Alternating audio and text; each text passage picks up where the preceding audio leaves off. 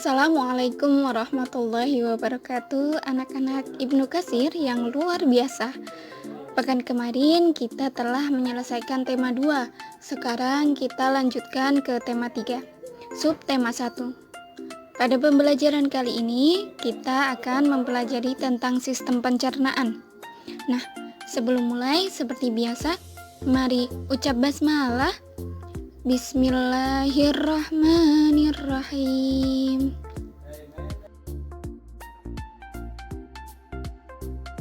Anak-anak, apa ciri makhluk hidup? Ya, selain bernafas, makhluk hidup juga membutuhkan makanan. Sebagai makhluk hidup, hewan juga membutuhkan makanan untuk keperluan hidupnya. Makanan hewan berbeda-beda berdasarkan jenisnya. Itu berarti setiap jenis hewan mempunyai sistem pencernaan yang berbeda. Nah, kita akan mempelajari beberapa sistem pencernaan hewan-hewan tersebut. Anak-anak bisa membaca pada buku pena halaman 150 sampai 151. Karena yang akan Ustazah jelaskan melalui video ini hanya sebagian saja, belum seluruhnya.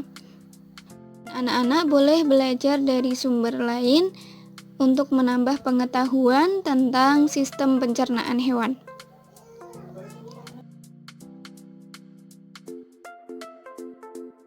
Sistem pencernaan serangga. Coba perhatikan gambar sistem pencernaan serangga berikut ini. Sistem pencernaan selalu diawali dari makanan masuk ke dalam tubuh, kemudian diproses di dalam tubuh. Zat-zat yang penting bagi tubuh akan diserap dan dimanfaatkan sebagai sumber energi, sedangkan zat sisa proses pencernaan akan dikeluarkan agar tidak menjadi racun bagi tubuh. Begitu pula pada sistem pencernaan serangga. Yang berbeda adalah nama organ pencernaannya dan bagaimana memprosesnya. Sistem pencernaan serangga.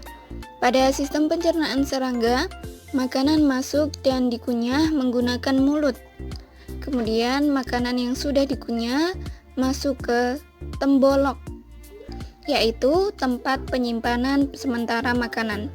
Makanan yang disimpan lalu masuk ke empedal atau lambung pengunyah untuk dilumat dan dihancurkan. Setelah hancur, makanan masuk ke lambung untuk dicerna oleh enzim, lalu masuk ke usus untuk diserap. Sisa-sisa makanan kemudian dibuang melalui anus. Nah, sekarang coba perhatikan gambar berikut ini. Hewan apa ini? Sapi. Sapi adalah salah satu hewan yang memamah makanannya terlebih dahulu sebelum masuk ke dalam sistem pencernaan tubuhnya. Maka sapi adalah hewan ruminansia atau hewan yang memamah biak. Pada sistem pencernaan sapi, makanan dikunyah dengan gigi dan dicampur dengan air liur di mulutnya. Makanan yang sudah dikunyah masuk ke dalam rumen atau perut besar melalui kerongkongan. Makanan kemudian dicerna dengan bantuan bakteri, lalu disimpan sementara di dalam rumen. Saat beristirahat, makanan kembali ke mulut untuk dikunyah lagi. Makanan yang dikunyah lagi masuk ke dalam retikulum atau perut jala untuk mengalami proses fermentasi atau penguraian oleh bakteri dan proses penyaringan benda-benda asing. Makanan kemudian masuk ke dalam omasum atau perut kitab untuk dicerna dan dihaluskan dengan bantuan enzim pencernaan. Nah, setelah itu, makanan masuk ke dalam abomasum atau perut masam untuk kembali dicerna dengan bantuan enzim pencernaan dan mematikan bakteri jahat yang ada di dalam makanan. Sari-sari makanan kemudian diserap oleh usus halus. Nah, sisa pencernaan kemudian dibuang melalui anus. Nah, anak-anak, bagaimana ya sistem pencernaan pada ikan, katak, reptilia, burung-burung dan mamalia lainnya? Anak-anak penasaran dan ingin tahu? Silakan buku penanya dibuka ya, halaman 151. Dan silakan dibaca.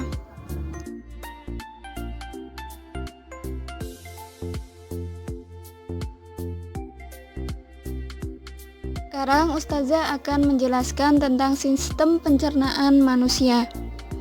Tubuh kita memerlukan tenaga untuk melakukan kegiatan sehari-hari. Nah, tenaga tersebut didapat dari makanan yang kita konsumsi. Makanan tersebutlah yang dihancurkan dan diserap sari-sarinya melalui sistem pencernaan. Sistem pencernaan tersebut memiliki beberapa organ yang berperan penting. Apa saja organ-organ pencernaan pada manusia?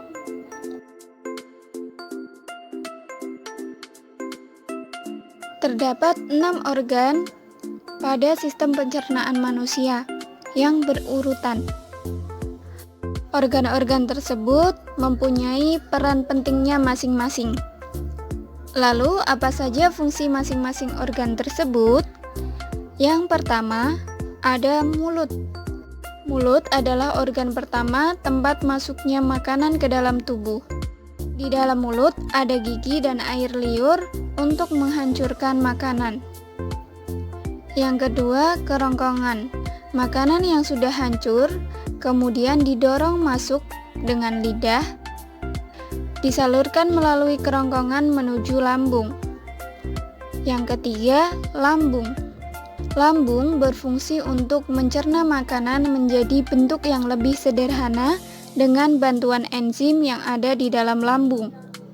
Dari lambung kemudian disalurkan ke usus halus. Keempat adalah usus halus. Usus halus berfungsi untuk menyerap sari-sari makanan. Selanjutnya dari usus halus masuk ke usus besar. Yang kelima, usus besar. Usus besar berfungsi untuk menyerap air yang masih tersisa dan kemudian membuang sisa-sisa makanan yang tidak terpakai bagi tubuh. Sisa pencernaan tersebut kemudian dibuang melalui anus. Maka yang keenam adalah anus. Anus berfungsi untuk membuang sisa-sisa pencernaan tadi untuk keluar dari tubuh.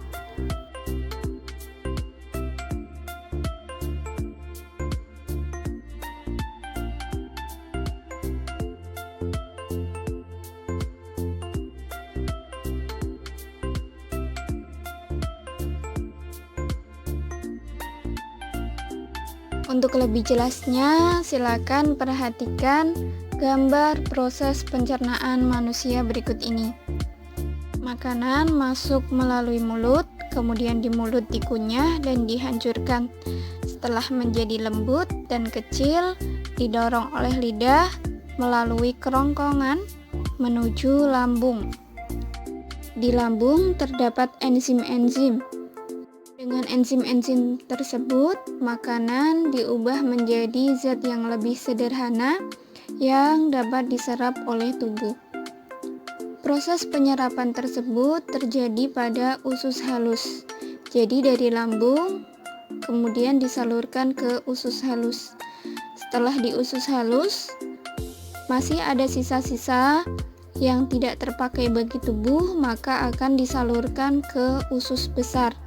Di usus besar ini kemudian jika masih ada air yang terkandung di dalamnya, maka akan diserap di dalam usus besar. Dan sisa pencernaan yang tidak terpakai bagi tubuh akan terus didorong keluar, kemudian dikeluarkan dari dalam tubuh kita melalui anus. Nah, sekarang anak-anak berarti sudah tahu ya bagaimana bentuk organ-organ pencernaan di dalam tubuh sendiri.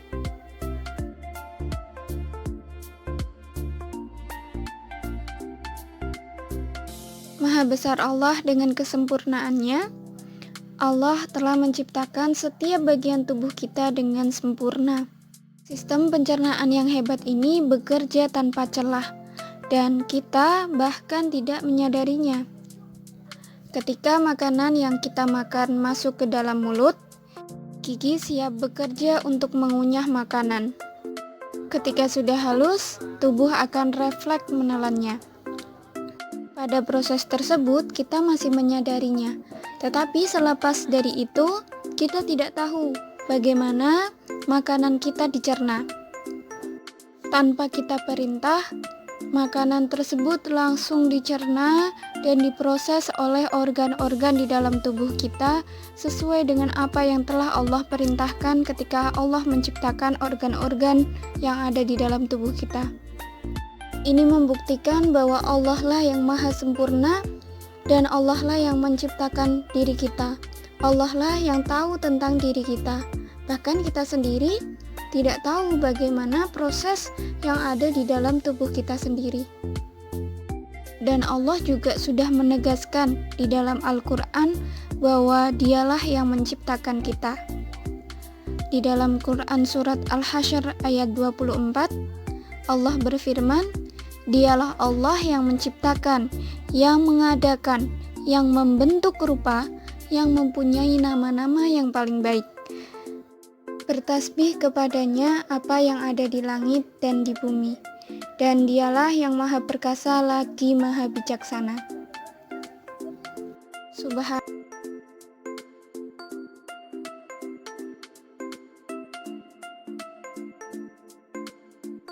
Nah, anak-anak, sekarang agar kita lebih tahu, silahkan tuliskan organ-organ pencernaan manusia beserta fungsinya. Tuliskan dalam tabel seperti ini di buku tugas ya. Sekian pembelajaran kita hari ini mengenai sistem pencernaan. Di akhir pelajaran ini, mari kita ucap hamdalah. Alhamdulillahirabbil alamin. Anak-anak, banyak-banyaklah membaca. Terima kasih sudah mendengarkan dan semangat dalam belajar. Wassalamualaikum warahmatullahi wabarakatuh.